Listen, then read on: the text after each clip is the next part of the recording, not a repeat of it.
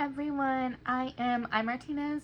My name is Itzell, and it's my birth month. My birthday is March 25th, so that means in the description of all my videos leading up to my birthday and on my birthday, shorts as well, will be my Amazon wish list. So if you want to get in the description and get me something off my wish list, it's greatly appreciated. You don't have to. If you have my address, you want to send me a card, I appreciate that as well. If you want to just comment happy birthday, I appreciate it. Thank you. And I hope you have a wonderful March. And thank you so much for being part of my YouTube family. Good morning, everyone. I'm Martinez. My name is Itzell. It's Mass Monday. And I have an update. So, channel update. And if you watched my last Mass Monday, you know I asked you guys to vote and to let me know which one of my videos, my Mass Mondays, my Favorites Fridays, or my Get Ready With Me's on Thursday that are premieres, which one you want to be my consistent video. Like one you see every single week and the other two will alternate. Nobody really voted. I had one vote for Mass Monday, one vote that basically said whatever you pick, so I count that as 2 votes for what I pick. So my regular video will end up being Favorites Friday, and Mass Monday and Get Ready With Me's will alternate. So if you're seeing a Mass Monday, yeah, it's the week for Mass Monday, and then next week no Mass Monday and you'll see Get Ready With Me. So let's put on this mask. You leave it on for like 20 to 30 minutes. We're going to do some Reddit stories. And also, it's my birth month. So, happy March. That means in the description will be my wish list. You don't have to get me anything, but if you want to, I greatly appreciate it. There's mainly books in there. And this mask I actually got from Jen's Hangout. Jen is amazing. Check her out. Show her some love. And let's put this mask on and then get into the Reddit stories. So they're not all like, am I the asshole? But most of them are. I've got 3 stories. One of them is like relationship advice, which it popped up, like I got an email about it and I'm like, okay, like this sounds interesting, so I saved it. Yeah. We won't always do like Reddit stories, just when I feel like it. But if you haven't already, make sure you go to my my tab for I forget what they call it now, but you know where you post stuff, community tab, but it's not called that anymore. Anyways, now you go there and then you comment your question, because probably for a Mass Monday, probably the Monday before my birthday, I'll do 35 questions. So leave your questions 35 because I'm going to be 35. So as long as they're appropriate, like I'll answer them. If they're not appropriate, then I won't answer them. And you're like, well, what might not be appropriate? Like bedroom stuff? Like, no, I'm not answering that. But if you're asking me, like, if you prefer cats over dogs, like, yeah, I can answer that. So,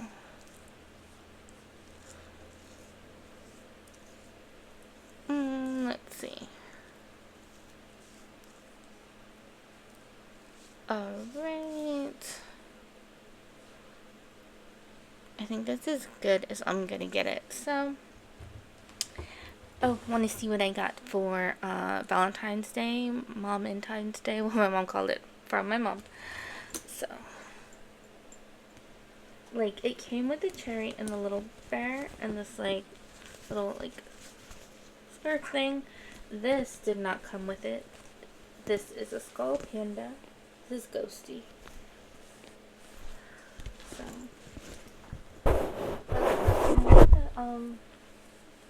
the studs. If I hit the mic, I am sorry. I always do that. So, oops. Yeah. What you gonna do? I can't help it. I always hit the mic even when I think I have it just right. I don't have it in the way. Just boom. I'm sorry. And then, like the ones you clip to you, don't really work for me because obviously I wear a lot of things like this and it'll be like really low and I don't like it like over here. So, and I'm not clipping it to my hair. I know some people do that. They'll like clip it to their beard, clip it to their hair. Like, I'm not doing that. So, let's get into the Reddit stories. Alright, my iPad is charging. I tried to charge it, but my other charger that I have sometimes doesn't always charge it. It just like kicks it off and be like, I'm not gonna charge. Charges my phone just fine. Not my iPad for whatever reason. Let's get in here. Oh, that's the wrong one. Okay, I don't like the update where it doesn't want to like pull up the full thing. There we go. Alright, this one is relationship advice. So, my BF 34 went on a solo trip on my dream destination without me, 27F. We've been together for 2 years. I want to know if I'm overreacting. My boyfriend went to Japan, which is a place I have been wanting to go forever, and said to him multiple times that I would love to go with him. He then waited until the last minute to book a trip he knew I would not be able to join, literally 2 days before the flight. If I wanted to come with him, I would have needed to apply for a visa, etc. He got there and went partying, says that Japanese ladies asked if he was looking for a wife in Japan and how many tourist trap bars are there are there with pretty waitresses, etc. I feel like if he was serious about wanting to go together, he would have planned better and offered me to join him. I feel really sad and left alone while he goes exploring places I have wanted to go with him. I didn't react badly to the decision because I didn't want to ruin his vacation before it started. But I am considering ending things now because I feel like you wouldn't treat someone you love like this. He has never said he loves me either. Okay, so you've been together for 2 years. He's never said that he loves you. He plans a trip that he knows you want to go on all for himself, and he's telling you how like women want to marry him and how the women here are really pretty. Like, ew, like he doesn't sound like a boyfriend. He sounds like just a friend that maybe you do stuff with. Like, this is not your partner. So, I think you should end it. Because this person obviously doesn't care about you or your feelings or what you want with them. Like, they want to live their life like they're single. Let them be single. Live your life however you want. I'd be very, very upset as a person like that I am with, that I love, acts like I don't matter and what I want doesn't matter, and they're gonna live out the things that I want to do with them by themselves and kind of rub it in my face. Like, no. Bye. He's not the one for you. Let me know what you think. And it's not like, oh, I should have let him know before, like he didn't know I wanted to go. No, you made it clear you wanted to go. You made it clear this has been your dream for who knows how long. I don't know how more clear you could be. This one is long. So this one is, am I the asshole for canceling my wedding at 6 a.m. after his co-worker sent proof of a 14-month long affair? And he texted her, after the wedding things will settle down. I don't know what that means. Like, I'll spend more time with you? Regardless, just don't get married.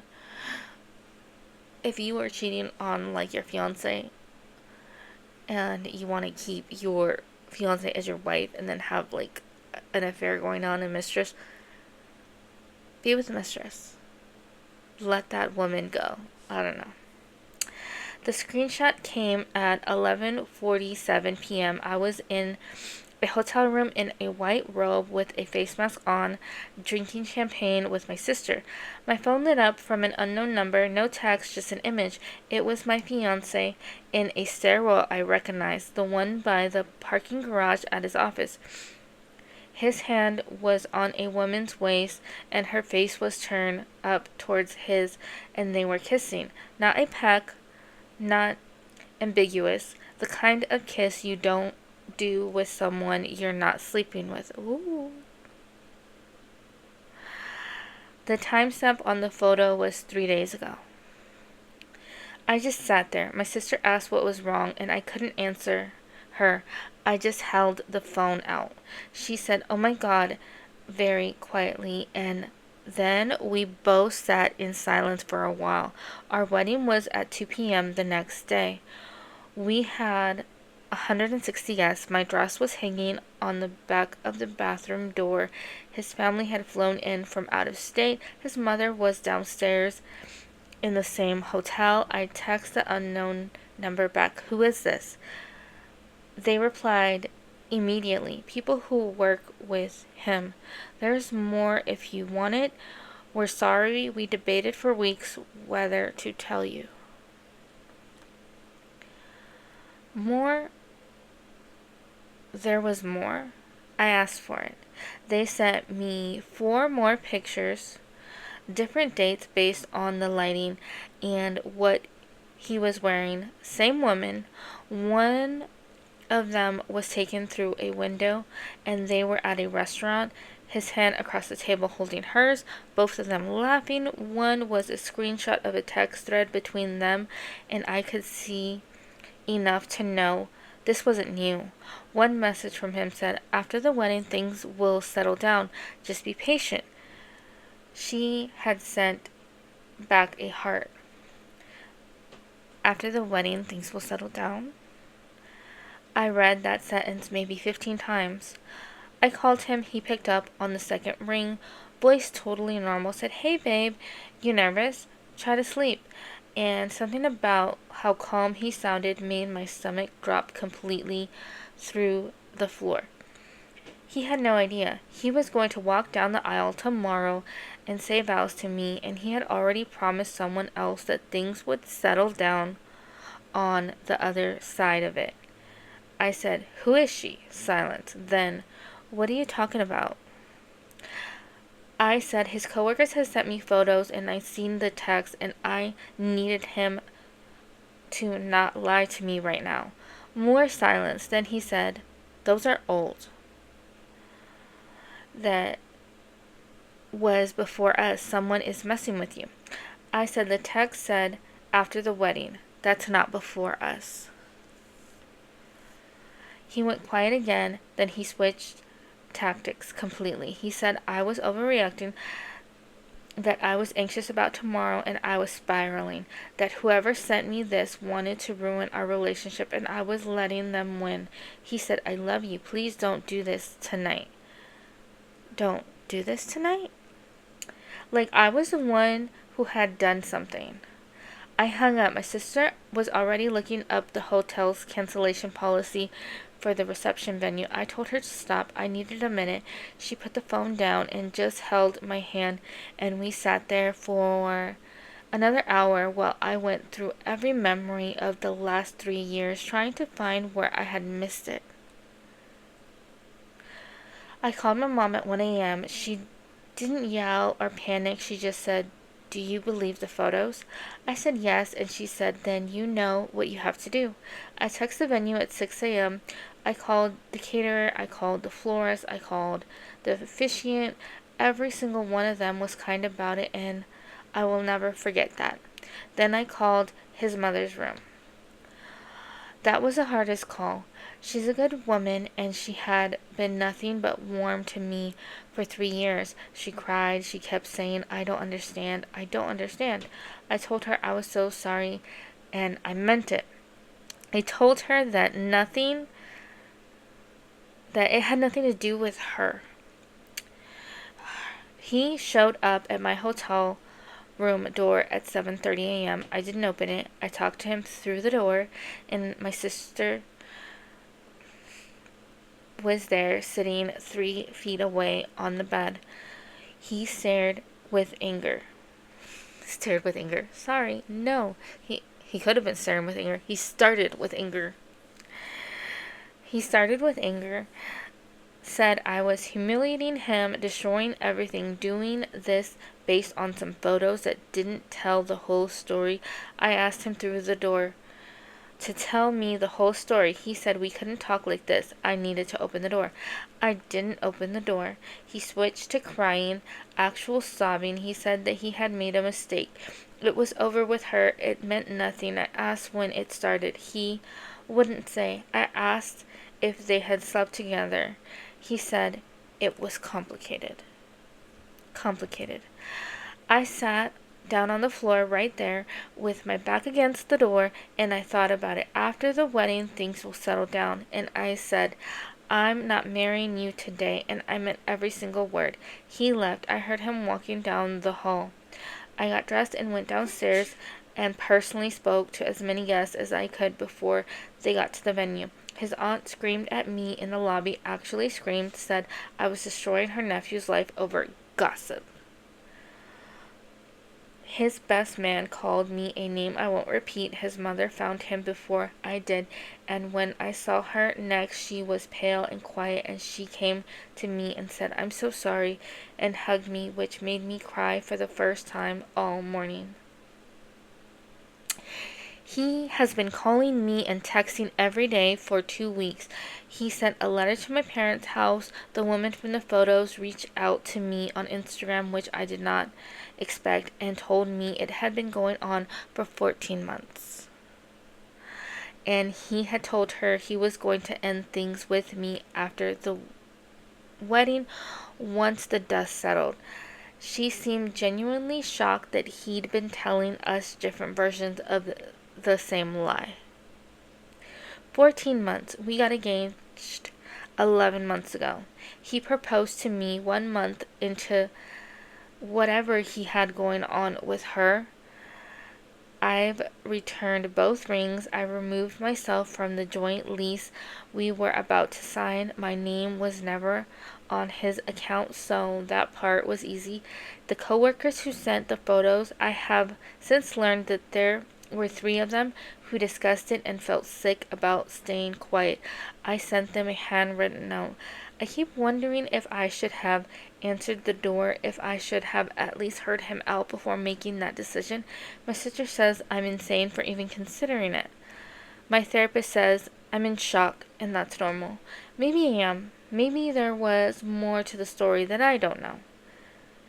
Am I the a-hole for ending a 3-year relationship through a hotel door the morning of my wedding? No, NTA, you're not the a-hole. This person lied to you for over a year, started a whole new relationship with somebody else, proposed to you, planned to marry you while they're still having this relationship, and is going to divorce you afterwards and be with them supposedly, or keep you both and string you both along for who knows how long, possibly have children with both of you. No, you did nothing wrong. You saved yourself. This person was so not right for you, and let people be mad, let them be upset. It's better for them to be upset than for you to be in a marriage where your man is cheating on you, where he's lying to you, lying to her. It's just a mess. Let him live his messy life somewhere else. You live your best life. Alright, so 2 more. Am I the a-hole for having my wedding on the same day, different year, as my brother? My girlfriend and I just got engaged. She has a brain tumor, not cancer, that has accelerated our timeline. We are going to get legally married so that I can get her on my insurance for treatment and eventually brain surgery, because she is going to need brain surgery, which will require a good portion of her head to be shaved and will leave a scar. She wants to have a formal wedding this year so she can be well, she's going to be beautiful, but so she can feel beautiful and not have a bald spot / scar. That makes sense. We have looked at a few venues and we found one we love and is in our budget. The problem is the only date they have available is 2026 on Halloween. My brother and his fiance said they were getting married on Halloween 2027. But they had not put money down on a venue, have not sent out save the dates, and honestly, I don't believe they have the money for this, so that for this, it is tentative in my book. I understand that choosing the same date might be considered a faux pas, so I asked my brother if it would bother him and offered for me and my fiance to celebrate our anniversary on the day we get legally married going forward instead of on Halloween, so it could be considered his day. And he said we would have no Halloween theme or decorations if he wants that for his wedding and doesn't want us to have a similar theme. I expected some level of understanding, but he was what? He was bullshit, and I told him okay. He told me not only can we not have our wedding on Halloween, we cannot have it in October at all. Oh. I am going to look at other venues and try to find something not to upset him, but ultimately, if I can't find something else that we love and can afford, I am just going to go ahead with the Halloween date. Am I the asshole? Okay. Your fiance has a brain tumor. They don't even have the date set. It's the date they want, but they don't have a venue or anything set in stone. You can set it in stone right now. So, honestly, I would prioritize the person you are spending your life with, your fiance, over your brother. Like, you cannot dictate when somebody gets married. You cannot dictate when people are going to have their anniversaries. Like, none of that. It's not okay. So, yeah. And I might have, messed up here and there. I think the person was really, really upset, so when they wrote it, So, he thought that his brother would be okay with it, just don't have, the same theme as us, it's fine, and his brother's like, we don't even want the same month. Excuse me? It's not your choice. You're not the a-hole. What do you think? I don't think so. Last one. Am I the a-hole for not wanting to have an argument on my B-Day weekend after I just came home from overseas to bury my grandma? That's so sad. So, my GF, 39, and I, 36, have just had an argument. So, to go over some context, I went to visit my home country last year, and I didn't take her with me. It was mostly to visit family I hadn't seen in over 20 years. It created a huge argument, and I don't think she ever got over it.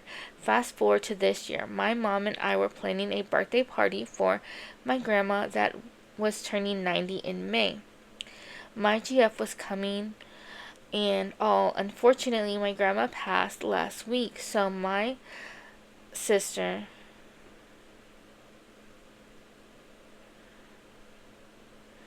mom and I flew there as an emergency to be able to be present for the burial and all. While I was there, I noticed my GF seemed sad and had some discomfort. We talked a little and she said that she was feeling a certain way for me being over there and her not being present at all. Mind you, she hates funerals and all that, so the question of her coming was never an option.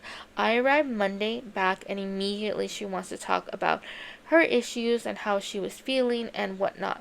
We said we will talk this Thursday. My birthday is Friday. I forgot I have a class on Thursday, so I said I couldn't and needed to reschedule. I never offered a date because I don't know what her plans are for this weekend. Well, she went off on me, saying how inconsiderate I am about her crisis, and that if I don't offer to meet this week, then there's nothing else to talk about, and that I'm not the partner she's looking for. To what I responded, it's not even about convenience that I don't want to have the talk. I just don't have the mental capacity due to the fact that I lost my grandma really close to my birthday, and she meant a lot to me. I just want peace. She just replied with, "You are putting your fun weekend over my crisis, and that's all I need to know." Haven't heard anything else. No, you're not the a-hole. As someone that has lost my grandfather around my birthday, I was younger than you, I was 26. It was 5 days after my birthday, but my birthday is rarely celebrated on my birthday. It's like typically celebrated like after, and I didn't want to celebrate it. And I don't like to think about when he passed because it's very hard, and I wouldn't want to really celebrate my birthday all that much if I'm just there thinking about my loss.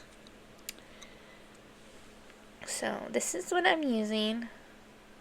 I got this from Miss Jackie Russell. I'll tag her. I'll tag Jen's Hangout and tag. They'll be in the description. That's what I mean.